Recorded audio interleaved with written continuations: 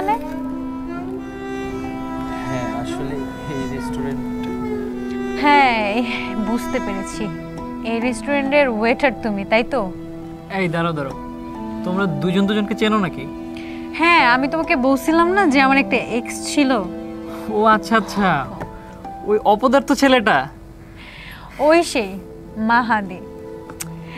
এবার বুঝছো কেন তোমাকে আমি রিফিউজ করেছিলাম, কেন তোমার সাথে আমি ছিলাম না, বা কেন তোমার সাথে আমি ব্রেকটা করছি। এই যে এখানে ওয়েটারের যে চাকরিটা করতেছো, এটা করে তুমি আমাকে সামলাইতে পারতা।